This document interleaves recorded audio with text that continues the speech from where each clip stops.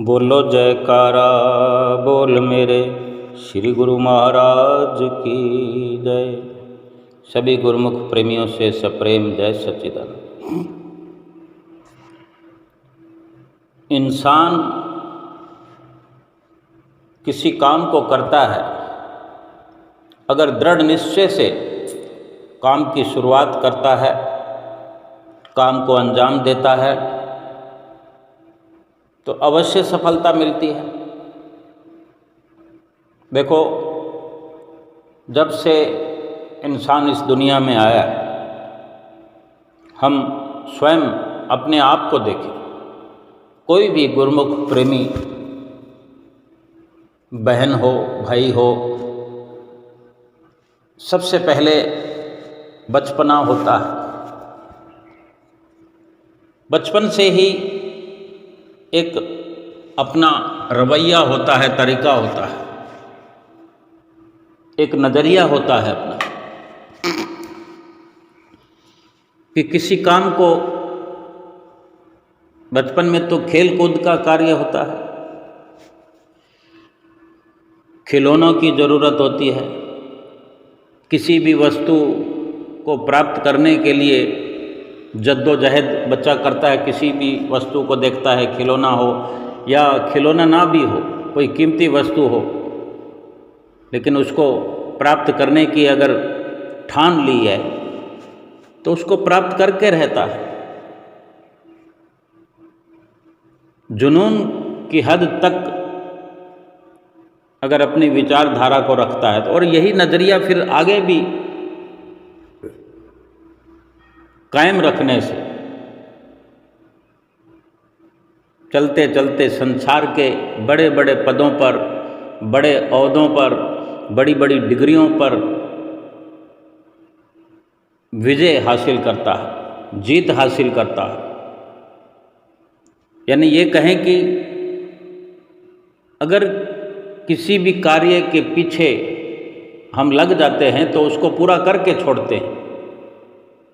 ये हमारा एक जुनून उस कार्य के लिए, एक चिंता कि अगर ये कार्य हमने शुरू किया है तो ये पूरा होना चाहिए, और नहीं हो रहा तो क्यों, क्या कमी है, किस प्रकार से ये पूरा होगा, इसी सोच में डूबे रहते हैं और उस कार्य को पूरा करके छोड़ते हैं।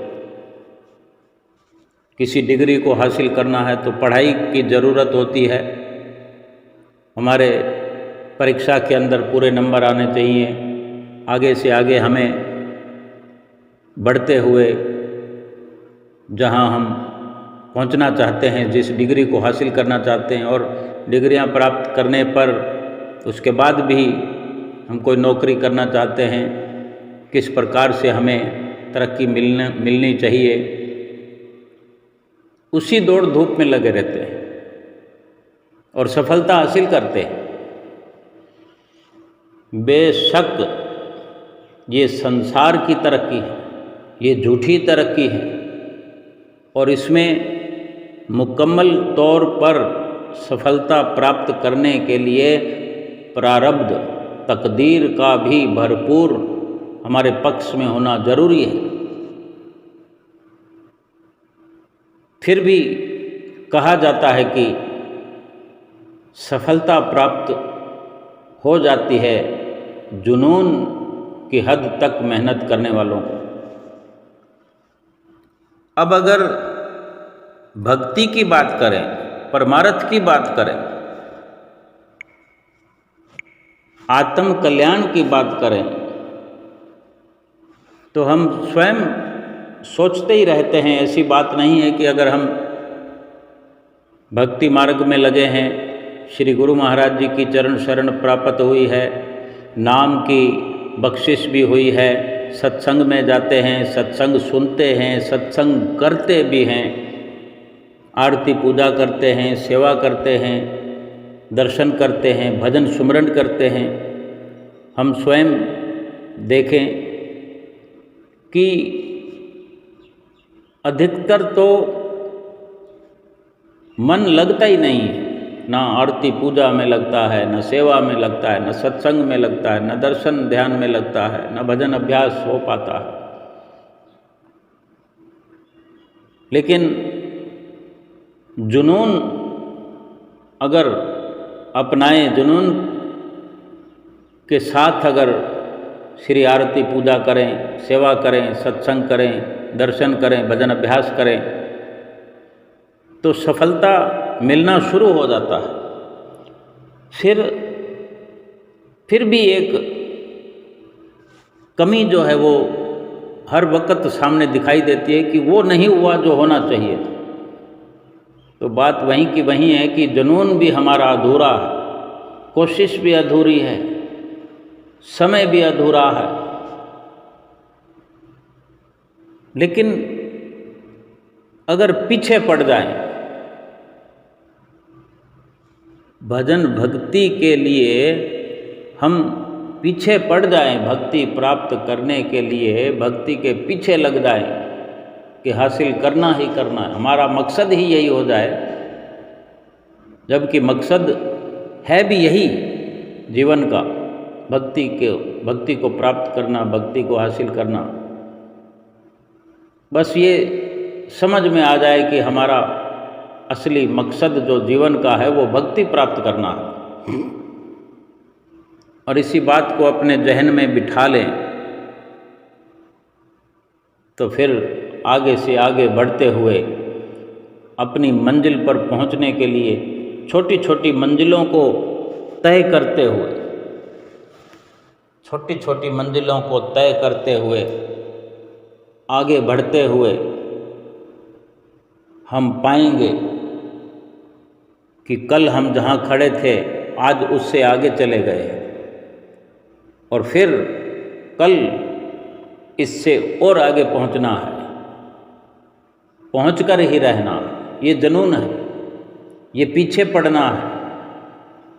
भक्ति मार्ग में चलने वाले जिज्ञासु गुरुमुख प्रेमी को जुनून की हद से गुजरना पड़ता है।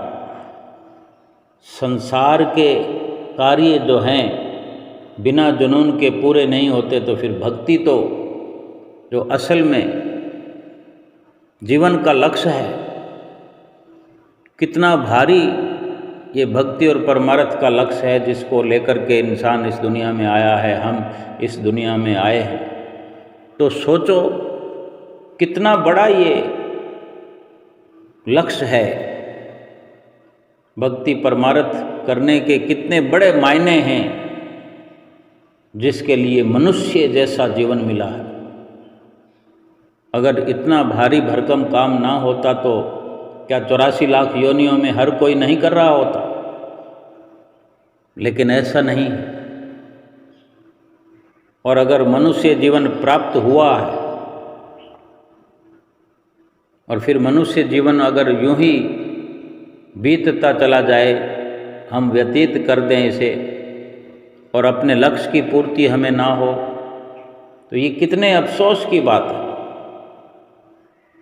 हम श्री आरती पूजा भी करते हैं, करते ही होंगे, सभी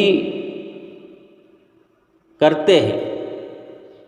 ये हो सकता है कि हम दोनों टाइम ना करें, एक टाइम करते हों, या फिर करते हों तो मोबाइल में चलाकर रख देते हों, कान हमारे लगे रहते हों, ध्यान लगा रहता हो। पूरा तो नहीं लग सकता जब तक जिह्वा के द्वारा उच्चारण करते हुए और श्री परमहंसों के आगे खड़े होकर के आरती की थाली को हाथ में लेकर जो करना एक विधिवत रूप से श्री गुरु महाराज जी ने हमें सिखाया है, उसकी तो बात अलग है। ध्यान तो तब भी भटक जाता है, ऐसा करने पर भी ध्यान भटक जाता है। और जब मोबाइल में ही केवल लगी रहे तो फिर हम कुछ स्वतंत्र होते हैं कुछ और करने के लिए। तो ये निश्चित तौर पर हमने स्वयं अपने ध्यान को बांटा है। ये तो कभी कभार मजबूरी में जब कभी हम घर में नहीं हैं, सफ़र में हैं, या नित्य प्रति ऐसा होता हो, समय की कमी हो तो कितना भी हो, लेकिन फिर भी हमेशा के लिए तो ये तरीका ठीक नहीं है, क्योंकि हमारे श्री गुरु महाराज जी स्वयं आज अपनी सेहत की परवाह न करते हुए सुबह सवेरे श्री आरती मंदिर में कृपा फरमाते हैं और सभी गुरुमुख प्रेमियों के साथ स्वयं मर्यादा में मर्यादा पुरुषोत्तम बनकर श्री आरती पूजा की गरिमा को बनाए रखने के लिए ये आदर्श हमारे सामने रखते हैं। ये हम भी समझ करके कि ये कितना ज़रूरी है जो हमें श्री गुरु महाराज जी सिखाते हैं। वे केवल हमें सिखाने के लिए, हमें समझाने के लिए ही ये आदर्श अपनी ओर से पारित करते हैं। रोज़ का रोज़ नित्य प्रति एक संदेश जो हमें दिया करते हैं कि ये पूर्ण रूप से जरूरी है कि श्री आरती पूजा को दोनों समय श्री परमहंसों के आगे खड़े होकर के हमें करना चाहिए, श्री आरती पूजा की थाली के साथ करना चाहिए। इसी प्रकार सेवा भी है। कहाँ कर पाते होंगे हम सेवा? कुछ न कुछ हम नादान हैं, कमज़ोर हैं, कितनी भी करें लेकिन चूक हमसे हो ही जाती है।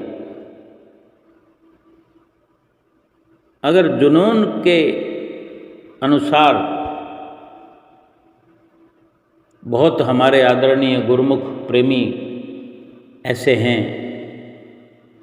ऐसे हमारे आदरणीय बुजुर्ग हैं जिन्हें हम देखते हैं, सुनते भी हैं,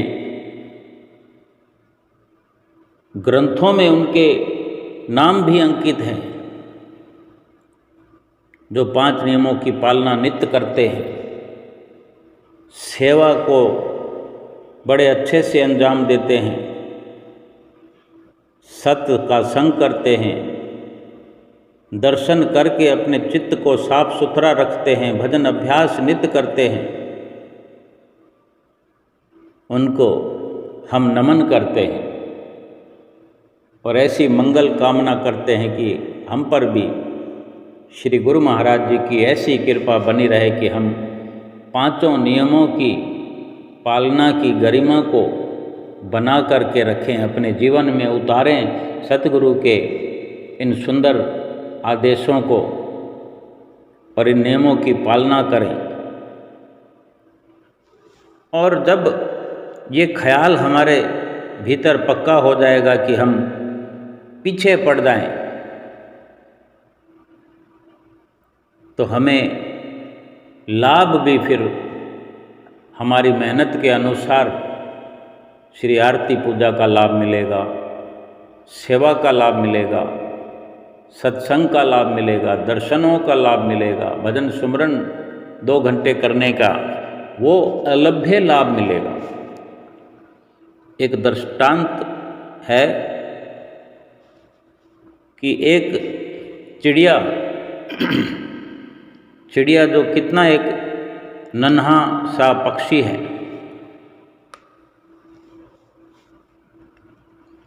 अक्सर चिड़ियों के घोंसले पेड़ पर हुआ करते हैं।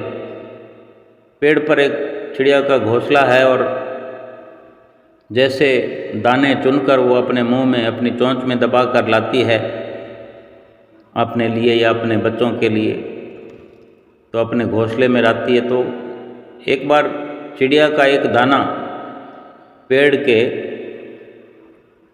किसी कंदरे में फंस गया। पेड़ के अंदर कुछ छोटे मोटे होल होते हैं, कुछ ऐसी दरारें होती हैं, उन्हीं में कहीं चिड़िया का लाया हुआ एक दाना फंस गया।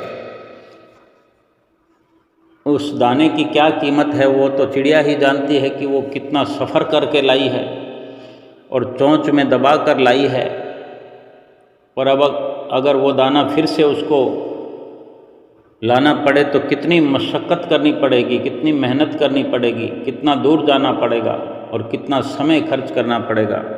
सो चिड़िया ने पेड़ से अनुरोध किया कि मेरा दाना आपके उस कंदरे में फंस गया है, तो मेहरबानी करके आप वो दाना मुझे दे दीजिए।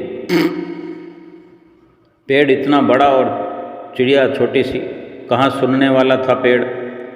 हार कर फिर चिड़िया जो है बढ़ई के पास, लकड़ी काटने वाले बढ़ई कारीगर के पास गई और उससे अनुरोध किया कि भैया बढ़ई, तुम उस पेड़ को काट दो, मेरी विनती है, वो मुझे मेरा दाना नहीं दे रहा। तो वो बढ़ई भला इतनी सी बात के लिए कहाँ पेड़ काटने वाला था, हर किसी को अपनी पड़ी है। फिर चिड़िया जो है राजा के पास चली गई और उसने राजा से शिकायत की कि तुम उस बढ़ई को, जो कारीगर है लकड़ी का, उसको सजा दो, क्योंकि वो बढ़ई जो है पेड़ नहीं काट रहा मेरे कहने से, और पेड़ को इसलिए काटना है कि वो पेड़ ने मेरा एक दाना छुपा लिया है। तो राजा ने उस चिड़िया को डांट कर भगा दिया कि कहाँ एक दाने के लिए वो राजा के पास चली गई और वो बढ़ई को सजा दे, और बढ़ई पेड़ काटे। नहीं सुनवाई हो रही थी, लेकिन चिड़िया जो है हार नहीं मान रही थी। वो हाथियों को अपने दबदबे में रखने वाले महावत, जो हाथी चलाते हैं, महावत के पास गई कि जब राजा तुम्हारी सवारी करेगा तो तुम राजा को अपनी पीठ से नीचे गिरा देना, राजा को सज़ा मिलनी चाहिए, क्योंकि राजा मेरी बात नहीं सुनता। वो राजा जो है उस बढ़ई को सज़ा नहीं देता, बढ़ई पेड़ नहीं काटता, और पेड़ क्योंकि उसका दाना नहीं दे रहा। तो उस महावत ने भी चिड़िया को भगा दिया डांट डपट कर। चिड़िया फिर हाथी के पास गई और उसने अपने अनुरोध को वहाँ भी दोहराया कि अगली बार जब महावत तुम्हारी पीठ पर बैठे, राजा तो राजा, तुम महावत को ही गिरा दो, क्योंकि वो राजा को गिराने के लिए तैयार नहीं है।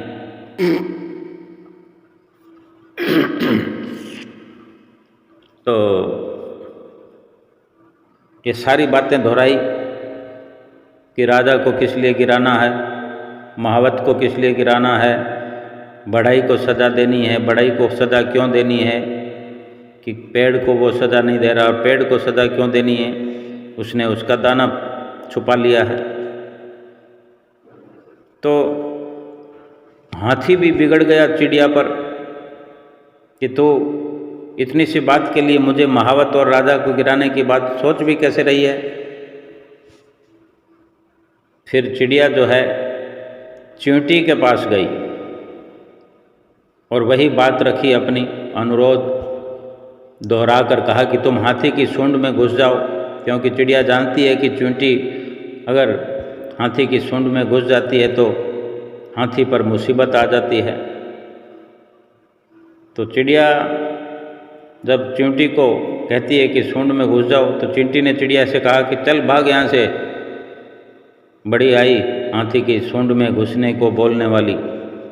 तो अब तक तो वो विनतियाँ कर रही थी सबसे, लेकिन अब चिड़िया क्रोध में आई, रौद्र रूप धारण कर लिया। उसने कहा कि मैं चाहे पेड़, बढ़ई, राजा, महावत और हाथी का कुछ न बिगाड़ पाऊँ, पर तुझे तो मैं अपनी चोंच में डालकर खा ही सकती हूँ। ये चिड़िया ने चींटी से कहा, क्योंकि चिड़िया चींटी से तो बलवान है। ऐसा कहते ही चींटी डर गई और भागकर वो हाथी के पास गई। हाथी भागता हुआ महावत के पास गया, महावत राजा के पास, कि महाराज चिड़िया का काम कर दीजिए, नहीं तो मैं आपको गिरा दूंगा।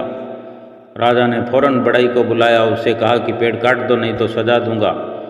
बढ़ई पेड़ के पास पहुंचा। बढ़ई को देखते ही पेड़ बिलबिलाकर बोला कि मुझे मत काटो, मैं चिड़िया को दाना लौटाने को तैयार हूँ। आखिरकार चिड़िया ने अपना दाना पेड़ से प्राप्त कर लिया और वो खुशी खुशी अपने घोंसले में चली गई। यानी भक्ति परमार्थ के लिए हम विचार करें कि हमें अपनी ताकत को पहचानना होगा। हमें पहचानना होगा कि भले हम कितने ही कमज़ोर क्यों ना हों, चिड़िया की तरह क्यों ना हों, लेकिन हमारी ताकत की कड़ियाँ कहीं ना कहीं जो ताकत होनी चाहिए वो हमारे भीतर से ही होकर गुजरती हैं। कहाँ से कहाँ हम अपनी ताकत का अंदाज़ा लगा सकते हैं कि हम कितने ताकतवर हैं। हम नर हैं तो नारायण की ताकत भी हमारे अंदर बसती है, लेकिन शर्त यह है कि हम इस भक्ति को प्राप्त करने की जो जंग छेड़ रखी है इसमें घबराएं नहीं। युद्ध स्तर पर भक्ति की प्राप्ति करने का हम बीड़ा उठाएं, कोशिश करें। युद्ध स्तर पर कमर कसे हुए रखें, हर वक्त सतगुरु के संदेश को शिरोधार्य करे हुए, बल्कि रोम रोम में सतगुरु के संदेश को बसा कर रखें। और संदेश वही है कि आत्मा का कल्याण करने के लिए 5 नियमों की पालना को दिल से निभाएं और 2 घंटे भजन अभ्यास। अगर हम जुनून से पीछे पड़ जाएं भक्ति को प्राप्त करने के लिए, तो विश्वास करें हम कि हमें ताकतवर बनते हुए और पूर्ण रूप से हमारी ताकत जो है निखर कर सामने आएगी। हमारी लगन, हमारी हिम्मत, पक्का इरादा, यही हमारी ताकत की बुनियाद है। और इसी बुनियाद पर ही हम भक्ति को हासिल करने में सफल हो जाएंगे, भक्ति से भरपूर हो जाएंगे। हम ये देखें कि हमारे साथ कौन है। सर्वशक्तिमान पार ब्रह्म परमेश्वर सतगुरु जो हैं हमारे साथ हैं, हमारे पास हैं। भक्ति की तरक्की को कराने के लिए हर वक्त हमारे सामने, हमारे साथ, हमारे भीतर, हमारे बाहर उपस्थित है। हमें ऐसा लगेगा कि हम इतने ताकतवर हैं कि इससे बढ़कर ताकतवर दुनिया में कोई नहीं। जब अपने आप को सतगुरु के साथ हम पाएंगे, सतगुरु के पास हम पहुँच करके उनकी नज़दीकी प्राप्त किए हुए, भीतर से क्या बाहर से क्या, यानी ताकत के स्रोत से जब हमारा आपस में खास संबंध है, जुड़ाव है, फिर ताकत की कहीं कोई कमी नहीं रहती, सफलता में कहीं कोई देर नहीं लगने वाली। अगर भक्ति को प्राप्त करने का इस प्रकार जिम्मा हम उठाएं तो वास्तव में भक्ति की सफलता जो हमारा लक्ष्य है वो हमें मिलेगी और आत्मा का कल्याण होगा। फिर वही श्री आरती पूजा का कार्यक्रम जो दिल से नहीं हुआ करता था, फिर वो दिल से श्री आरती पूजा करने के लिए हम समय भी खर्च करेंगे। हम अपनी चित्तवृत्तियाँ भी श्री परमहंसों के चरणों में जोड़ कर रखेंगे और दोनों समय की श्री आरती पूजा करते हुए इसी प्रकार सत्संग में और सेवा में निमग्न होकर के सेवा करते हुए, सत्य का संग करते हुए, श्री दर्शन करते हुए चाहे हम कहीं पर भी रह रहे हो, श्री दर्शनों का वो आनंद जो हम श्री दर्शन हाल में श्री गुरु महाराज जी को सामने सिंहासन पर विराजमान हुए अपनी आँखों से जो वो नूरे नूरानी स्वरूप को देख करके जो दर्शन हम प्राप्त करते हैं, वही श्री दर्शन हमें कोसों दूर बैठकर भी वही आनंद महसूस होगा, वही लाभ महसूस होगा। और इसी प्रकार 2 घंटे भजन अभ्यास करते हुए, 2 घंटे भजन अभ्यास का पूरा लाभ उठाते हुए एक इस मनुष्य जीवन की जो सबसे बड़ी और उत्तम सफलता है, उस सफलता को प्राप्त करेंगे। और इसी सफलता से 5 नियमों की पालना और 2 घंटे भजन अभ्यास की सफलता से ही हमारी जीवात्मा का कल्याण होगा। हमारी जीवात्मा कल्याण के रास्ते, भक्ति परमार्थ के रास्ते चल करके अपने परमात्मा से मिल पाएगी, परमात्मा से एक हो पाएगी।